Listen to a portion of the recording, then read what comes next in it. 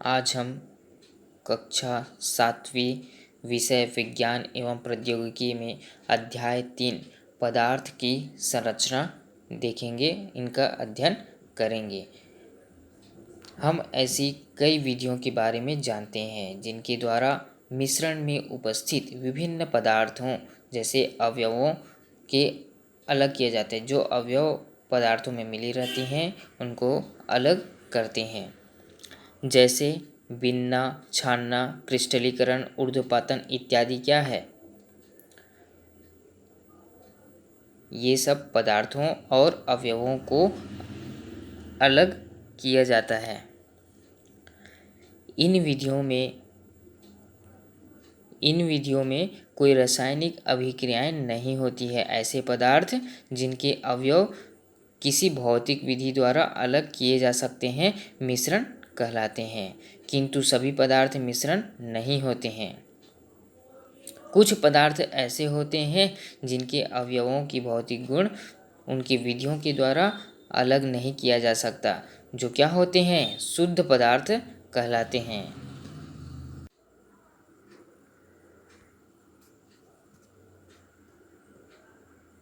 अब देखते हैं 3.1 पदार्थों की संरचना कैसी कैसी होती है।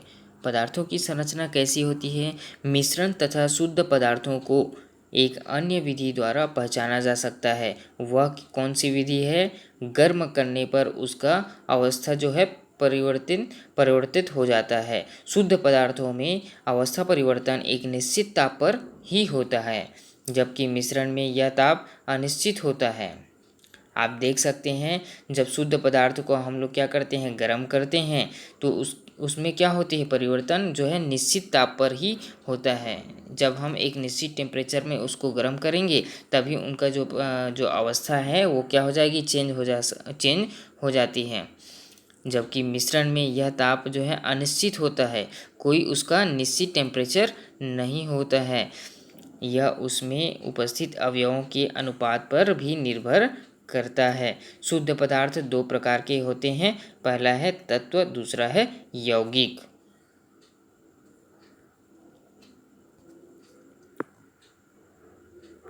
तत्व और यौगिक जो होते हैं ना, दोनों शुद्ध पदार्थ होते हैं। अब देखते हैं यौगिक किसे कहते हैं और ये मिश्रण कैसे भिन्न भिन्न होते हैं। क्रियाकलाप 1 में समझते हैं।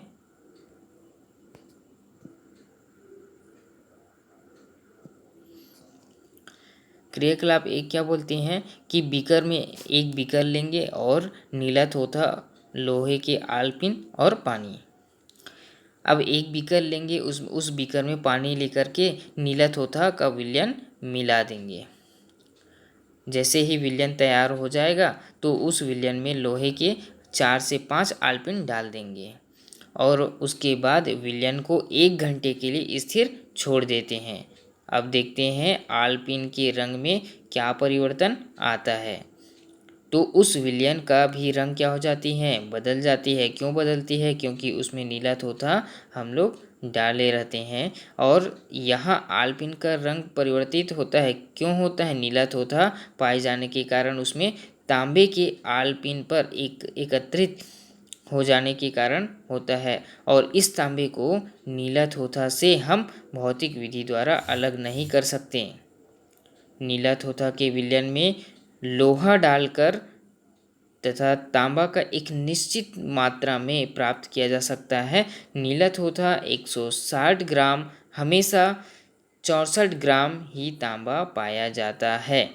अर्थात तांबा जो होती है ना, नीला थोथा का एक अवयव ही है। तांबा जो होता है वो नीला थोथा का एक पार्ट है, एक अणु है, जिसको क्या कहते हैं, एक निश्चित मात्रा में पाया जाता है। नीला थोथा यौगिक है।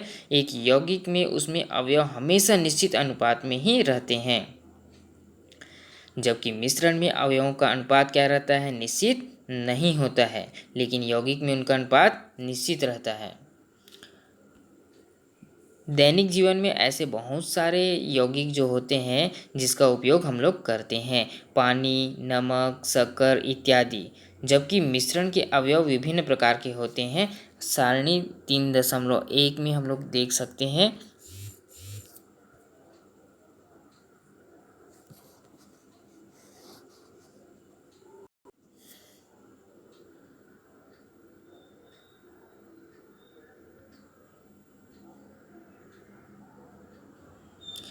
सारणी क्रमांक 3.1 में देखेंगे पहला क्या है, यहाँ पे दिखाई दे रही है गैस और गैस, है ना।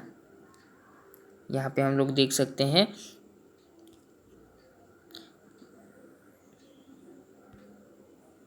सारणी क्रमांक मिश्रण के प्रकार में देखेंगे तो यहाँ पे पहला नंबर में दिख रहे हैं गैस में गैस क्या होती है, वायु।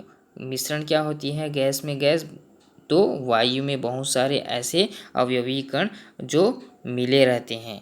दूसरा हम लोग देखते हैं द्रव में गैस। द्रव मतलब उसमें पानी और गैस की मात्रा होती है, जो सोडा वाटर जो होती है ना, जिसमें कार्बन डाइऑक्साइड गैस मिली रहती है। तीसरा द्रव क्या होती है, नींबू का रस तथा पानी। द्रव में ठोस देखें तो द्रवीय समुद्री जल शक्कर का विलयन।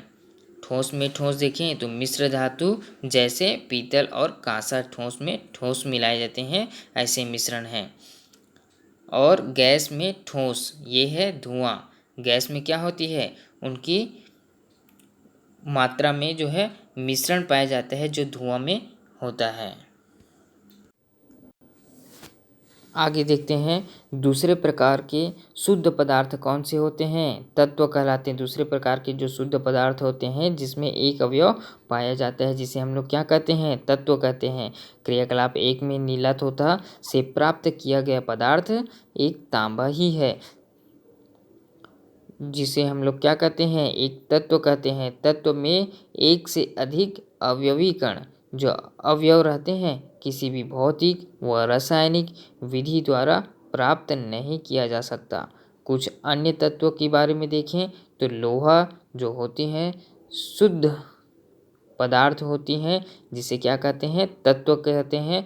लोहा हो गया, सोना हो गया, चांदी हो गया, ऑक्सीजन, नाइट्रोजन, ये सब क्या हैं, तत्व ही हैं जो शुद्ध रूप में पाई जाती हैं। अब तक 114 से अधिक तत्व ज्ञात हो चुके हैं, जिसमें से 92 तत्व प्रकृति में पाए जाते हैं और शेष वैज्ञानिकों द्वारा प्रयोगशाला में संश्लेषित किए गए हैं।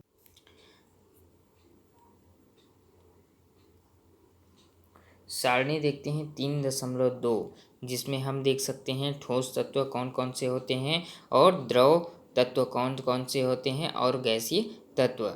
ठोस तत्व दिख रहा है सारणी में सोना जो एक प्रकार का ठोस तत्व है। द्रव तत्व क्या होते हैं, ब्रोमीन। गैसीय तत्व हाइड्रोजन और ठोस तत्व चांदी और द्रव तत्व पारा, गैसीय तत्व नाइट्रोजन। तत्वों को कुछ गुणों के आधार पर और धातु एवं अधातु में वर्गीकृत किया गया है। धातुएं ऊष्मा तथा विद्युत का सुचालक होती हैं। इसमें विशेष प्रकार की चमक भी पाई जाती है। ये प्रायः ठोस होती है जैसे सोना, चांदी, लोहा, किंतु पारा एक ऐसी धातु है जो सामान्य ताप पर द्रव रूप में पाई जाती है। अधातुएं सामान्य ताप पर तीनों अवस्थाओं में पाई जाती है। कौन कौन सी, ठोस, द्रव और गैस।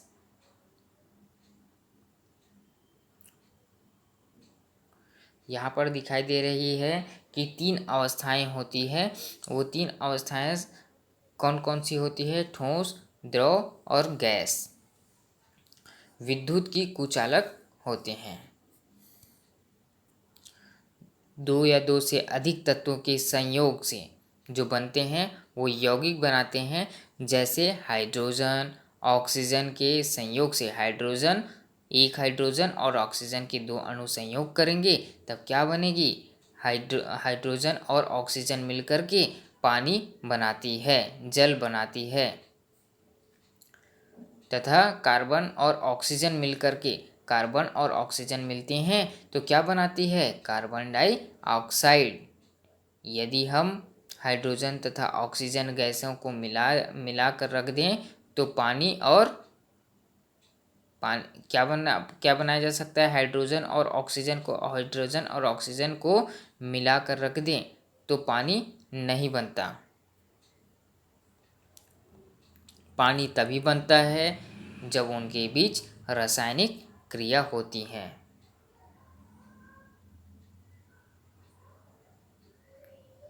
एक हाइड्रोजन लेते हैं और ऑक्सीजन लेते हैं। ठीक है, अब इसमें क्रिया करेंगे तो क्या बनाएगी? जल बनाएगी। क्या बनाएगी? H2O, जल बनाएगी। हवा क्या है?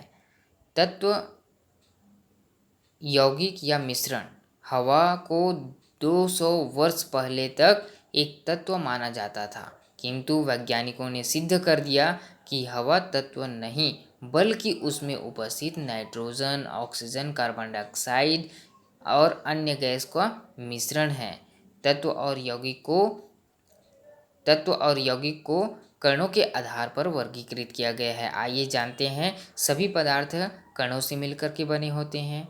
सभी पदार्थ किससे? छोटे छोटे जो कण होते हैं उससे मिलकर के बने होते हैं। अलग अलग पदार्थों के अलग अलग प्रकार के होते हैं। जैसे पानी में उपस्थित सभी कण के समस्त गुण एक जैसे होंगे क्या?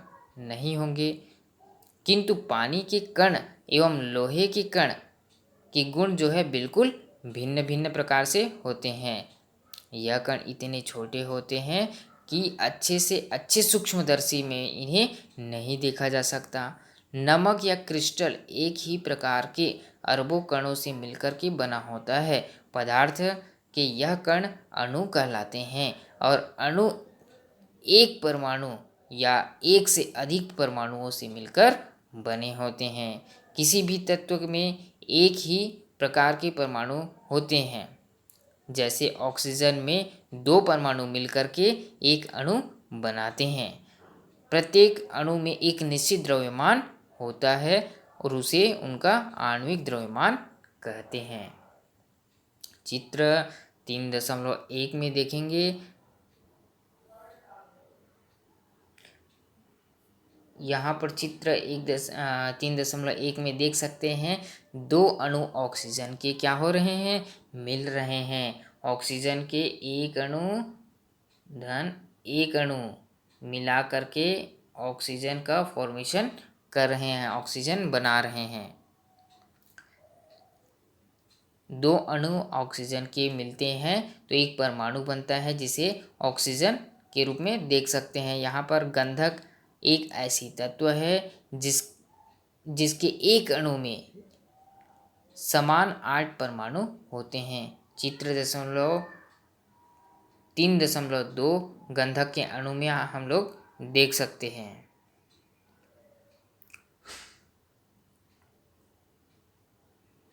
इसमें ऊपर के जो दिखाई दे रही हैं पीला कलर की गोलाकार रचना में, तो वो क्या है? 5 ऊपर में और 3 अणु नीचे में। 5 3 7 अणु मिलकर के क्या बना रहे हैं? गंधक के अणु बना रहे हैं। यौगिक 2 या 2 से अधिक तत्वों के निश्चित अनुपात में मिलने से बनती है। जैसे कि हाइड्रोक्लोराइड एक यौगिक है जिसका प्रत्येक अणु हाइड्रोजन के एक क्लोरीन के एक अणु से मिलकर के बने होती हैं।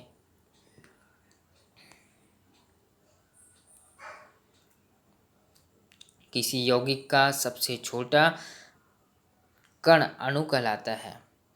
क्या कहलाता है? सबसे छोटा कण अणु कहलाता है। और इस अणु को आगे विभाजित करने पर अलग अलग तत्वों के वे परमाणु प्राप्त होते हैं जिससे वह बनता है। अब हम जानते हैं कि पदार्थ अणुओं तथा परमाणुओं से बने होते हैं। पदार्थों की 3 अवस्थाएं होती है। कौन कौन सी? ठोस, द्रव और गैस। ठोस अवस्था क्या होती है? आपने सभी ने देखा होगा, संगमरमर, लोहा इत्यादि क्या होते हैं? ये कण जो होते हैं एक दूसरे से सटीक रूप में मिल करके एक दूसरे से निकट व्यवस्था में रह करके निश्चित क्रम में होती हैं और इनमें कणों की गति जो होती है स्वतंत्र बहुत कम होती है। ठोस में कणों के बीच अत्यधिक आकर्षण बल होते हैं जिसका आयतन और आकार क्या होती है? निश्चित होती है। इस कारण क्या कहलाती हैं? ठोस कहलाती हैं।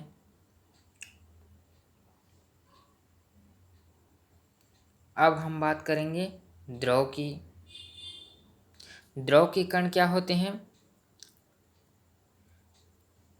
द्रव के जो कण होते हैं एक दूसरे से कुछ दूर में होते हैं ना, दूरी बना करके होते हैं और इस कारण इन्हें कुछ सीमा तक दबाया जा सकता है और ये एक दूसरे के पास गुजर कर द्रव के अंदर चारों ओर गति कर सकते हैं और द्रव जिस पात्र में रहते हैं उसकी आकृति ग्रहण कर लेते हैं। जिस पात्र में भी द्रव को डाल देंगे तो उसकी आकृति द्रव ले लेती है। इसमें क्या होती है, कणों के बीच परस्पर आकर्षण बल और प्रबल होती है।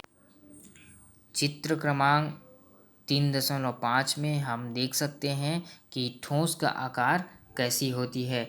तो हम लोग यहाँ पे देख सकते हैं ठोस की आकार कैसी होती है, जिनके पास पास अणु मिलकर के क्या बनाते हैं, ठोस की संरचना बनाते हैं, जिसका आयतन और आकार क्या होती है, निश्चित होती है। अब हम देखते हैं द्रव की आकार। द्रव में कैसे होती हैं, द्रव में जो है आकार क्या रहती है, उसकी निश्चित नहीं रहती है, लेकिन आयतन क्या होती है, निश्चित रहती है। हम लोग द्रव को यदि हम लोग क्या करेंगे, बाल्टी में डालेंगे पानी, तो उस द्रव का आकार क्या होगी, बाल्टी का आकार ले लेगी। अब यदि उसको हम लोग किस में रखेंगे, मग्गा में रखेंगे, तो क्या होगी, उसकी द्रव उस मग्गे का आकार ले लेती हैं। तो आकार क्या होती है, निश्चित नहीं रहती, लेकिन उसकी आयतन निश्चित रहती है। अब देखते हैं कि गैस का आकार देखते हैं, इसका आयतन भी और आकार भी दोनों क्या रहती है, अनिश्चित रहती हैं।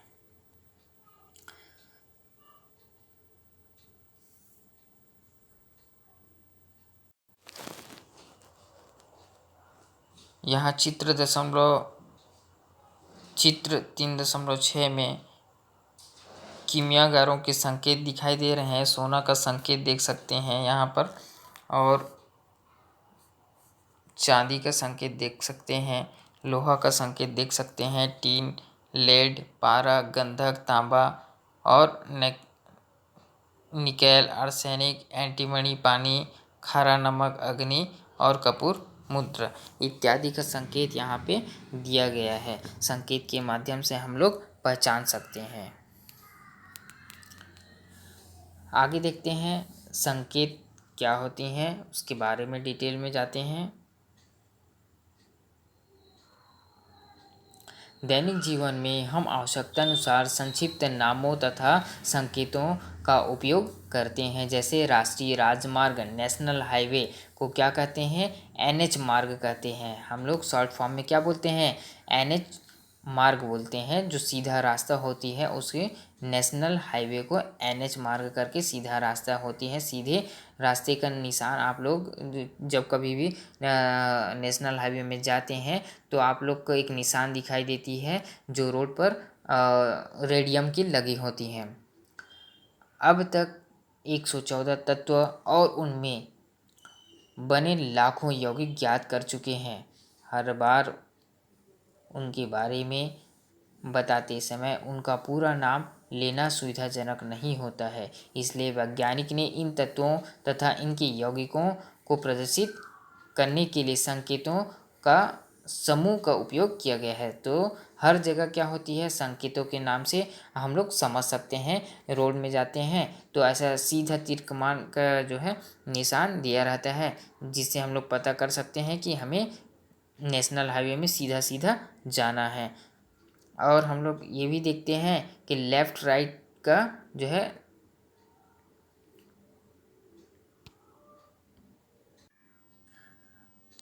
तत्व के अंग्रेजी नाम का प्रथम अक्षर उस तत्व के प्रतीक माना जाता है। जैसे ऑक्सीजन को हम लोग ओ से दर्शाते हैं, नाइट्रोजन को किससे दर्शाते हैं, एन से, सल्फर को एस से, हाइड्रोजन को एच से दर्शाते हैं। उसी प्रकार सी अक्षर की शुरुआत निम्नानुसार होती है। सी से कार्बन, और सी से कैल्शियम और क्लोरीन, कोबाल्ट, क्रोमियम, ये सी अक्षर से शुरुआत होने वाली तत्व हैं। यहाँ कार्बन को संकेत सी से कैल्शियम के लिए प्रथम अक्षर सी के साथ ए का लिखा जाता है। जब हम कैल्शियम लिखते हैं तो हम सी से विनोट करते हैं, और कार्बन लिखते हैं तब सी से विनोट करते हैं, और कैल्शियम लिखते हैं तब सी और स्मॉल ए विनोट करते हैं। और क्लोरीन में क्या करते हैं, सी और एल लिखते हैं, तब हम देख सकते हैं कि क्लोरीन है।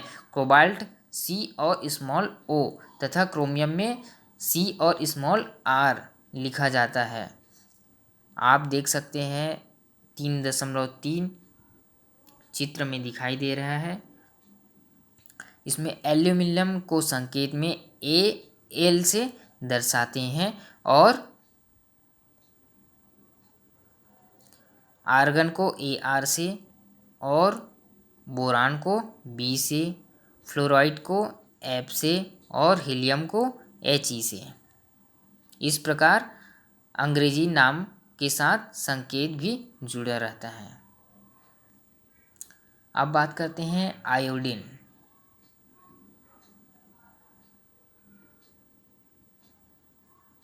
यहाँ पे चित्र में देख सकते हैं आयोडीन को हम लोग आई से भी नोट करते हैं, मैग्नीशियम को Mg से करते हैं, मैग्नीज को Mn से करते हैं। उसी प्रकार नियॉन है Ne से लिखते हैं, फास्फोरस है उसको P से लिखते हैं और सिलिकॉन है तो Si से लिखते हैं। गंधक है जिसको हम लोग बोलते हैं सल्फर, S से लिखते हैं।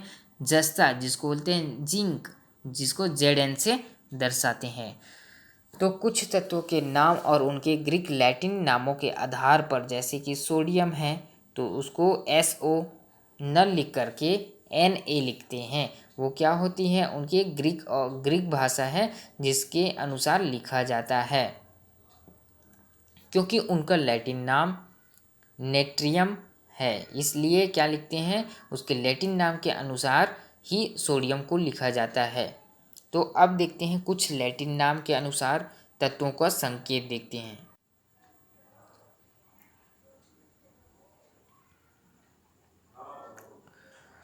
संकेत यहाँ पे दिखाई दे रहे हैं। कौन सा संकेत दिखाई दे रहे हैं, पोटेशियम दिखाई दे रहे हैं हमें और सिल्वर चांदी।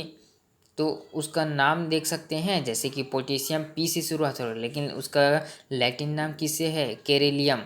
तो हम किससे दर्शाएंगे, केरिलियम से दर्शाएंगे। तो उसका क्या हो जाएगा, के विनोट करेंगे। और सिल्वर यहाँ पे दिख रहे हैं, उसका अर्जेंटिनम, तो क्या दर्शाएंगे, Ar अर्जेंटिनम संकेत। लोहा जिसको बोलते हैं आयरन, उसका लैटिन नाम क्या होता है, लोहा का लैटिन नाम होता है फेरम, उसको Fe से दर्शाते हैं। और उसके बाद तांबा जिसको बोलते हैं कॉपर, क्यूप्रस जिसको Cu से दर्शाते हैं, है ना। उसी प्रकार टीन है स्टेनम Sn, उसी प्रकार गोल्ड जिसको बोलते हैं ऑरम Au, और सीसा लेड जिसको बोलते हैं प्लम्बन, उसको किससे दर्शाते हैं, Pb से। और पारा मरकरी दिख रहा है, उसको Hg से दर्शाते हैं। और एंटीमनी जिसको बोलते हैं स्ट्रिबियम, उसको Sb से दर्शाते हैं। इस प्रकार उनके लैटिन नाम के अनुसार संकेत दिया गया है। अब कुछ सूत्र की बात करते हैं, उसमें दिया गया है सूत्र। तो सूत्र के अनुसार संकेत कैसे दिखाई देते हैं।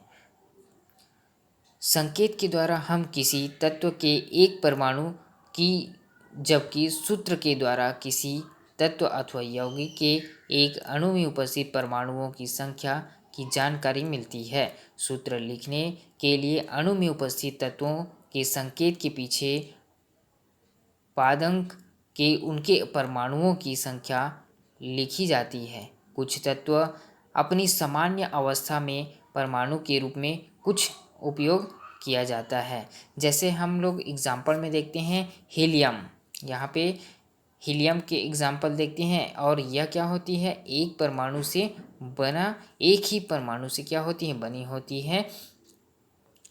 उनका सूत्र क्या होती है, He। ऐसे ही कुछ तत्व होते हैं जो जिसके पीछे पादांक में एक लिखने के लिए आवश्यक नहीं होती है। किसी भी तत्व को अणुओं के रूप में लिखने से पहले यह जानना आवश्यक है कि उस तत्व का एक अणु कितने परमाणुओं से मिलकर के बना होता है। जैसे हम बात करें क्लोरीन, एक अणु क्लोरीन है जो क्या होते हैं, क्लोरीन के 2 परमाणुओं से मिलकर के बना होता है। तो वो यहाँ पर क्लोरीन दिखाई दे रहे हैं आप सभी को कि क्लोरीन कितने परमाणु से मिलकर के बने हैं, 2 परमाणु से, 1 और 2। इधर भी देख सकते हैं क्लोरीन 1 और 2 परमाणु से मिलकर के बने होते हैं। उसी प्रकार फास्फोरस के एक अणु मिलकर के कितने हैं, फास्फोरस के 3 अणु यहाँ पर मिलकर के फास्फोरस का निर्माण करते हैं।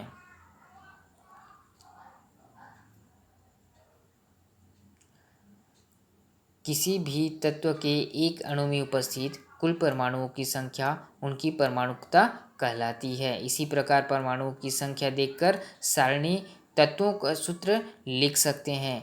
ब्रोमीन कितने परमाणुकता की बनी है? 2। यहाँ पे हम लोग देख सकते हैं कि ब्रोमीन कितने परमाणु तक की बनी है? 2। तो सूत्र में क्या लिखेंगे? Br2 कितने सूत्र की बनी है? Br2 bromine. आयोडीन उसी प्रकार से हम लिख सकते हैं सूत्र में। यहाँ पर ऑक्सीजन होती है, एक और एक ऑक्सीजन मिलकर के कितनी बनाएगी? 2। तो ऑक्सीजन में क्या लिखेंगे? O2। उसी प्रकार हाइड्रोजन, हाइड्रोजन में भी कितने अणु हैं? 2 अणु हैं, H2।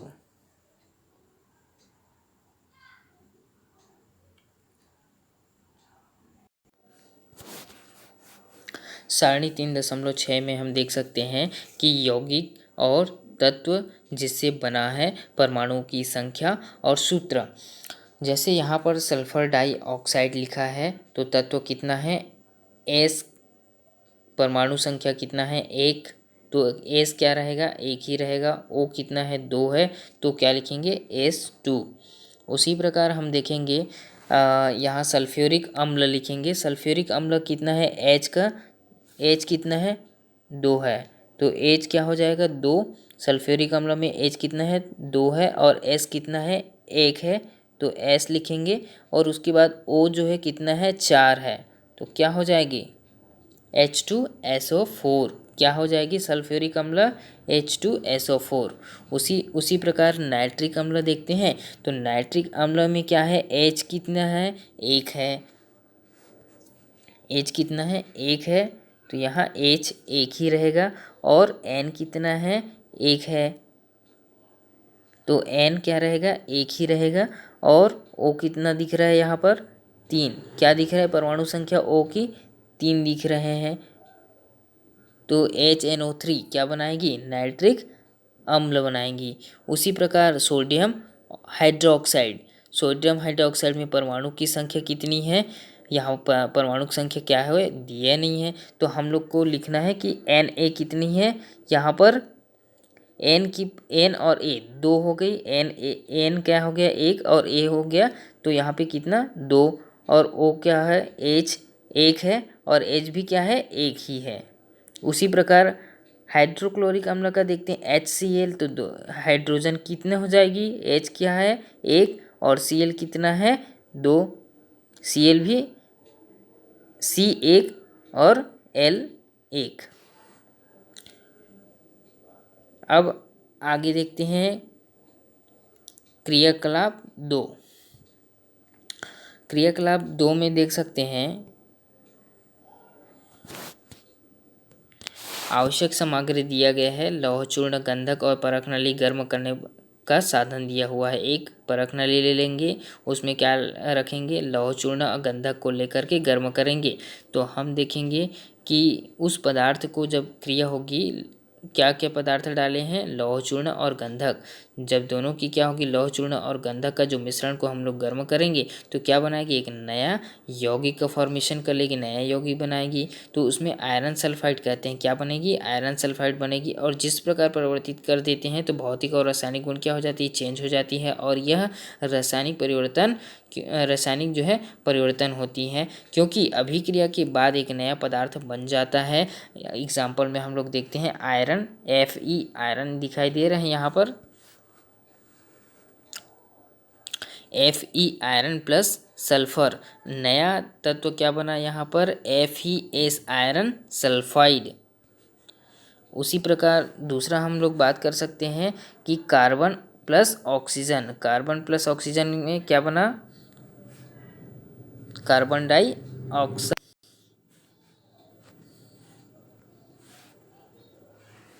देख सकते हैं कार्बन और ऑक्सीजन क्या बनाई? Carbon dioxide.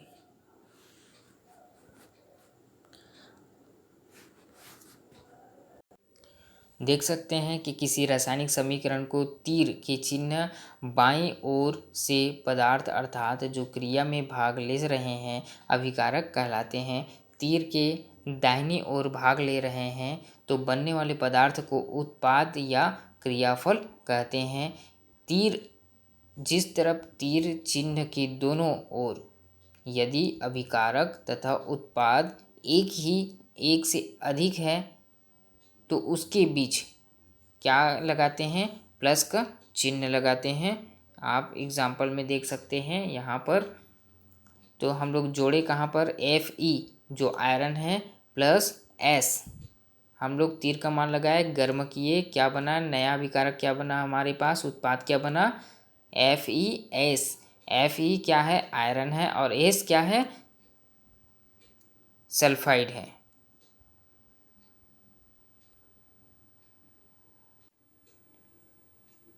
तो हमारे पास Fe प्लस S क्या बना, आयरन और सल्फर दोनों मिलकर के उत्पाद बना लिया। तो किसी भी रासायनिक समीकरण में भाग लेने वाले प्रत्येक तत्व के कुल परमाणुओं की संख्या समीकरण के दोनों ओर बराबर होती है। ऐसे समीकरण को क्या कहते हैं, संतुलित समीकरण कहते हैं।